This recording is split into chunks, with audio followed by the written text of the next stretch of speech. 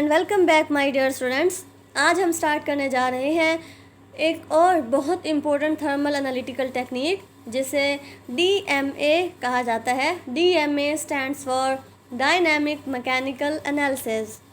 My dear students, इस video में हम देखेंगे what is dynamic mechanical analysis, its introduction, basic principle of dynamic mechanical analysis, possible examples of dynamic mechanical analysis technique.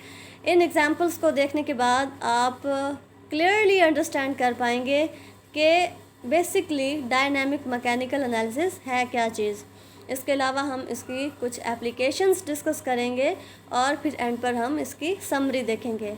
So let's start without wasting our time.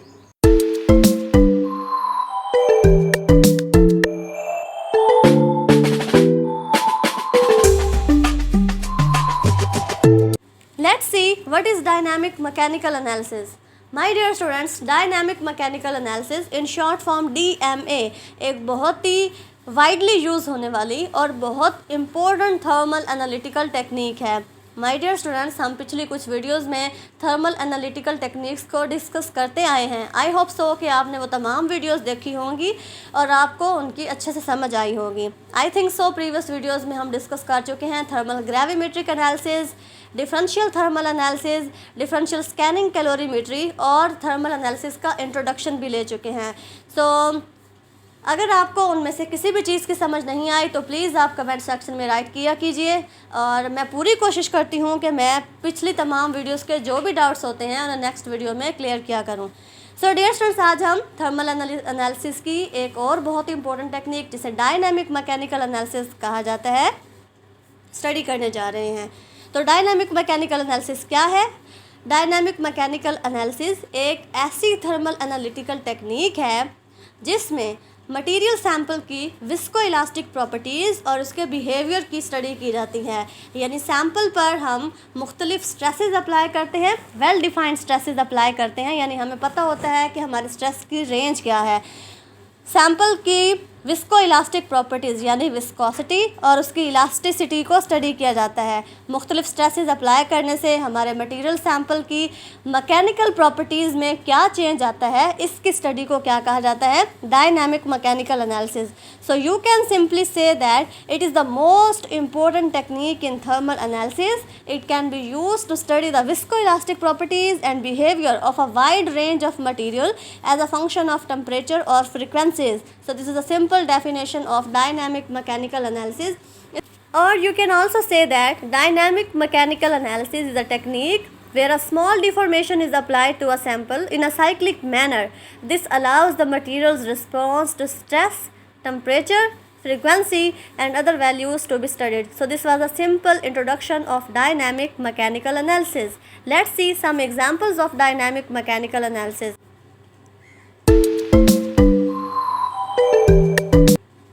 Okay my dear students, so देखते हैं dynamic mechanical analysis की example.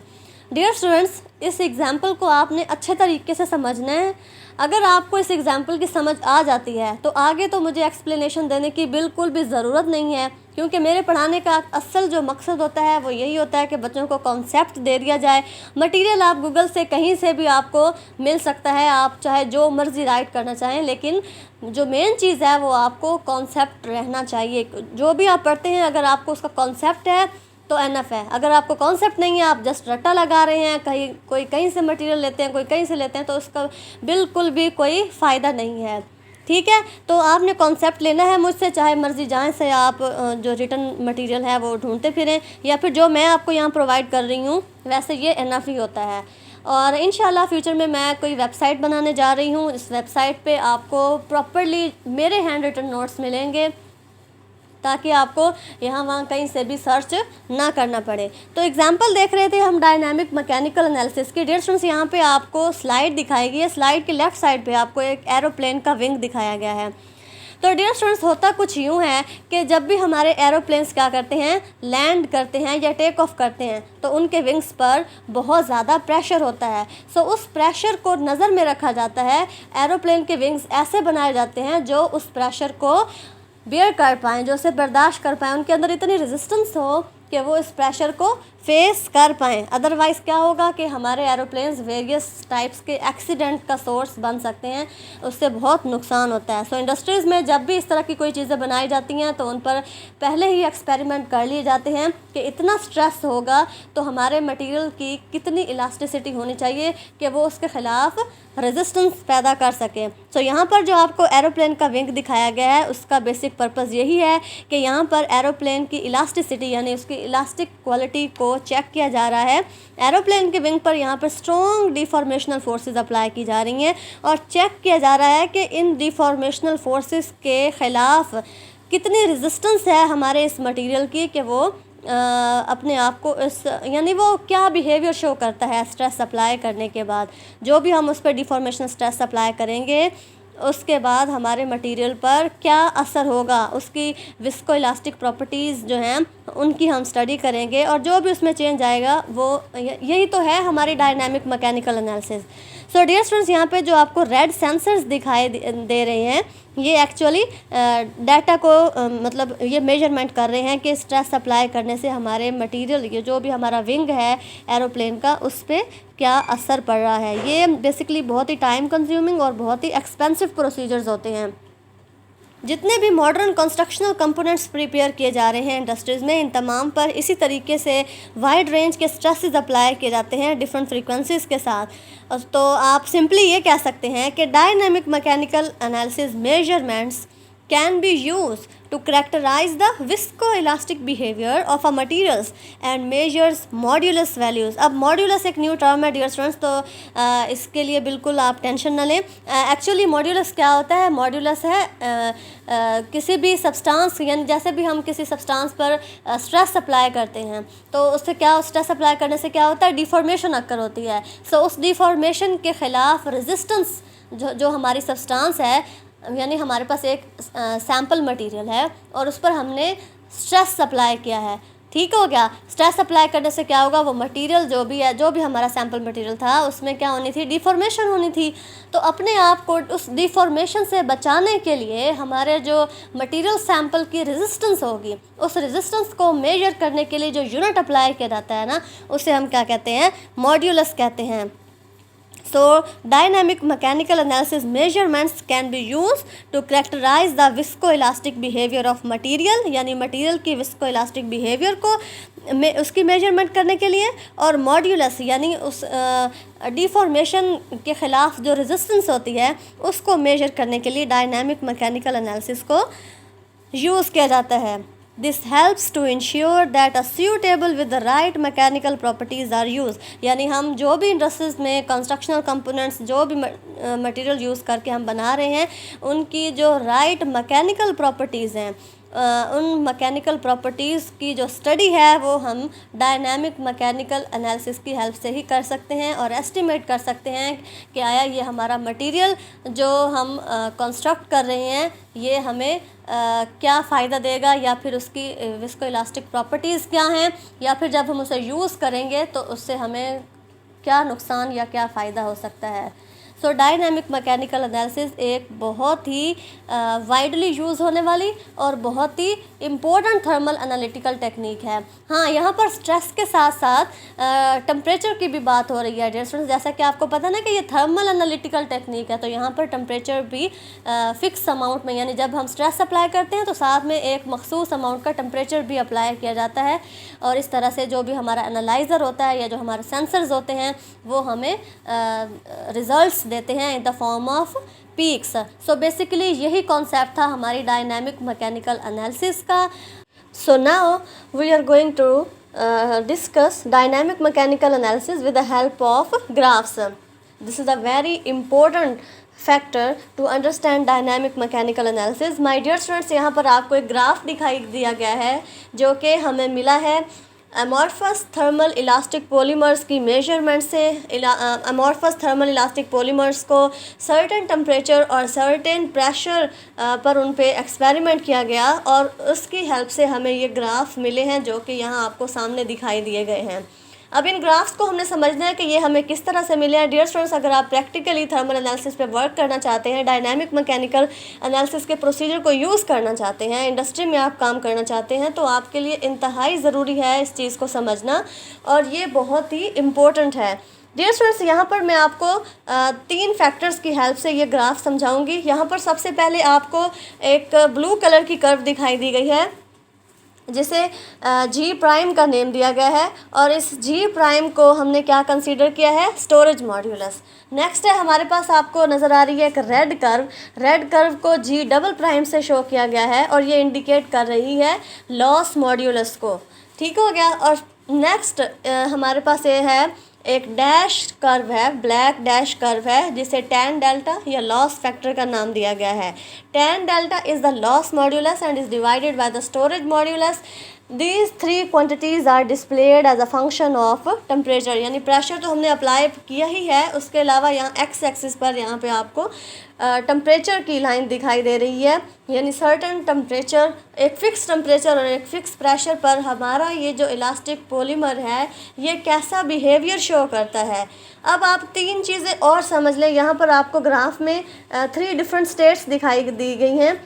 Number 1 is the glassy state, number 2 is the glass transition range and number 3 is the rubbery plateau। तो सबसे पहले समझते हैं हम अपने ग्लासी स्टेट को। डियर स्टूडेंट्स, ग्लासी स्टेट में आपको नज़र आ रहा है कि ये जो हमारा थर्मल इलास्टिक पॉलीमर है ये आइडियली इलास्टिक बिहेवियर शो कर रहा है, and the value of storage modulus G prime is very high.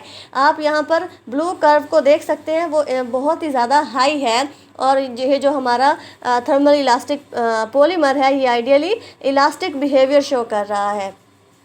ठीक हो गया।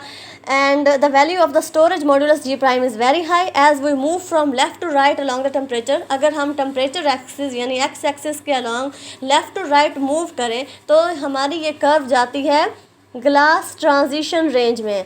The material become leathery and soft and the storage modulus decreases by about 3 orders of magnitude. ठीक हो गया।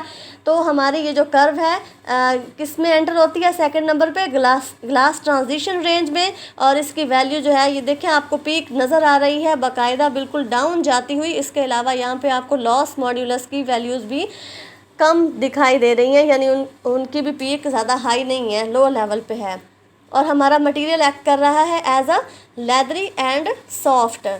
ठीक हो गया। Loss modulus G double prime and the tan delta exhibit peaks after the glass transition we move into the state rubbery plateau. यहाँ पे आपको नज़र आ रहा है हमारी third state, that is the rubbery plateau. यानी फॉर एग्ज़ाम्पल हमारा जो टेम्परेचर है ऑलमोस्ट 1500 डिग्री सेंटीग्रेड है, और हमारा जो प्रेशर है that is about the 10 mega pascal. तो यहाँ पर 10 मेगा पास्कल प्रेशर और 1500 डिग्री सेंटीग्रेड टेम्परेचर पे हमारा मटेरियल एक्ट कर रहा है as a rubbery plateau. So after the glass transition we move into the states that is called as the rubbery plateau state, in which the loss modulus and tan delta are so small. In this region thermoplastic material exhibit rubbery like properties and can be plastically deformed। यानी अब देखें आपको जो storage modulus की जो peak है बिल्कुल नीचे चली गई है, आपको बासानी आप इसे देख सकते हैं। इसका मतलब यह है कि हमारा ये जो मटेरियल है ये थर्मली क्या हो जाएगा, इलास्टिकली डीफॉर्म हो जाएगा। तो हमें क्या करना है, यानी इससे हमें आइडिया मिल जाता है कि अगर हम कोई भी इंडस्ट्री में कोई भी प्रोडक्ट बना रहे हैं और जो हम मटेरियल यूज़ कर रहे हैं उसकी मैकेनिकल प्रॉपर्टीज़ का पता चल जाता है कि अब देखें एनवायरनमेंट में तो मुख्तलिफ तरह के टेम्परेचर होते हैं, तो हमारी इन प्रोडक्ट्स को उन टेम्परेचर्स को बर्दाश्त करना पड़ता है और उसके ख़िलाफ़ उनमें रेजिस्टेंस लाजमी होनी चाहिए, है ना। तो यही चीज़ होती है जो हमारे मैकेनिकल इंजीनियर्स होते हैं ये यही प्रोसीजर्स यूज़ करते हैं, सर्टन एक्सपेरिमेंट्स करते हैं और देखते हैं कि आया कि ये हमारी प्रोडक्ट एनवायरनमेंट में एग्जिबिट कर पाएगी कि नहीं, इसमें इतनी रेजिस्टेंस है कि ये इतने टेम्परेचर और इतने प्रेशर को बर्दाश्त कर सकती है। ठीक है, तो ये इंतहाई दिलचस्प और बहुत ही ज़रूरी टॉपिक है। ओके माय डियर स्टूडेंट्स, तो अभी हमने यहाँ पर देखा कि किस तरह से एक एमॉर्फस थर्मल इलास्टिक पॉलीमर ने मुख्तलिफ टेम्परेचर रेंजेस पर कैसा बिहेवियर शो किया और मुख्तलिफ प्रेशर की बेस पर उसने किस तरह के बिहेवियर शो किया। अब हमने देखा कि यहाँ पर 10 मेगापास्कल प्रेशर था और 1500 डिग्री सेंटीग्रेड टेम्परेचर था और हमारे मटेरियल ने इलास्टिकली डिफॉर्म होना शुरू कर दिया। तो इसे डिफॉर्मेशन से बचाने के लिए हम क्या करेंगे, इसमें जो मटेरियल का जो मोलर मास है वो बढ़ाएंगे, जिससे क्या होगा कि 1500 डिग्री सेंटीग्रेड और 10 मेगापास्कल पे हमारा ये जो मटेरियल है ये इलास्टिकली डिफॉर्म नहीं होगा और इसकी जो मैकेनिकल प्रॉपर्टीज़ हैं वो रिटेन रहेंगी इस टेम्परेचर रेंज पर। ओके माय डियर स्टूडेंट्स, ये था हमारा डायनामिक मैकेनिकल एनालिसिस पे एक बहुत ही छोटा सा लेक्चर। आई बिलीव दैट आपको इसकी अच्छे से समझ आ गई होगी, लेकिन अगर फिर भी कोई प्रॉब्लम है तो प्लीज़ आप कमेंट सेक्शन में राइट कीजिए। इंशाल्लाह I will try to clarify in the next video. अभी मैंने आपको एक छोटा सा क्लिप दिखाना है कि किस तरह से dynamic mechanical analysis properly work करती है। ये क्लिप लिया है मैंने मेट्रो टोलेडो से। Special thanks to Metro Toledo. ये एक कंपनी है जो कि बहुत ही अच्छी प्रोडक्ट्स बना रही है। उसके अलावा इनकी एक ऑफिशियल वेबसाइट है, आप वहाँ से भी इन तमाम टेक्निक्स की हाउ नो ले सकते हैं। ओके डियर स्टूडेंट्स, तो अभी हम देख लेते हैं applications of dynamic mechanical analysis. So जैसा कि अभी हमने डिस्कस किया कि डायनामिक मैकेनिकल एनालिसिस बहुत ही ज़्यादा ज़रूरी है, क्योंकि हम कोई भी प्रोडक्ट इंडस्ट्री में नहीं बना सकते और वो प्रोडक्ट काबिल इस्तेमाल हो भी नहीं सकती जब तक हम उसकी जो उसमें यूज़ होने वाला रॉ मटेरियल है उसकी मैकेनिकल प्रॉपर्टीज़ को अंडरस्टैंड ना कर पाएँ। ठीक हो गया। तो डायनामिक मैकेनिकल एनालिसिस ही एक वाहिद तरीका है जिसकी हेल्प से हम अपने मटेरियल की विस्कोइलास्टिक प्रॉपर्टीज़ को, उसकी मैकेनिकल प्रॉपर्टीज़ को इजीली अंडरस्टैंड कर पाते हैं और एक सूटेबल तरीके से उसे यूज़ करके अपनी प्रोडक्ट्स को बनाते हैं। मोर एवर कुछ एप्लीकेशंस आपको यहाँ मेंशन की गई हैं, जैसा कि ऑटोमोबाइल एंड एरोस्पेस। यहाँ पर भी डायनामिक मैकेनिकल एनालिसिस को यूज़ किया जा रहा है मुख्तलिफ ऑटोमोबाइल्स की प्रिपरेशन के लिए और एरोस्पेस के लिए। अच्छा, ये जो डायनामिक मैकेनिकल एनालिसिस को ऑटोमोबाइल या एरोस्पेस कंपोजिट्स में क्यों यूज़ किया जाता है? For curing reaction, glass transition, modulus and damping behaviour को चेक करने के लिए। उसके अलावा केमिकल इंडस्ट्रीज में इसे यूज़ किया जाता है, सेम वही ग्लास ट्रांजिशन, क्रिस्टलाइजेशन बिहेवियर और मेल्टिंग वगैरह को चेक करने के लिए, मेल्टिंग मॉड्यूलस को चेक करने के लिए। उसके अलावा फैट और ऑयल इंडस्ट्रीज़ में ग्लास ट्रांजिशंस और क्रिस्टलाइजेशन मॉड्यूलस की स्टडी के लिए, पेंट इंडस्ट्रीज़ में और सर्टन लिक्विड्स की इंडस्ट्रीज़ में से यूज़ किया जाता है फॉर क्यूरिंग रिएक्शन। इसी तरह रबर और इलास्टोमर्स के लिए भी डायनामिक मैकेनिकल एनालिसिस को यूज़ किया जाता है। यहाँ पर डायनामिक मैकेनिकल एनालिसिस को यूज़ किया जाता है for vulcanization, glass transition, melting, mechanical properties, filler activity, viscoelastic behaviour, material faults and filler activity वगैरह की स्टडी के लिए डायनामिक मैकेनिकल एनालिसिस को यूज़ करते हैं। अभी हम देखने जा रहे हैं कि प्रैक्टिकली डायनामिक मैकेनिकल एनालिसिस किस तरह से वर्क करती है।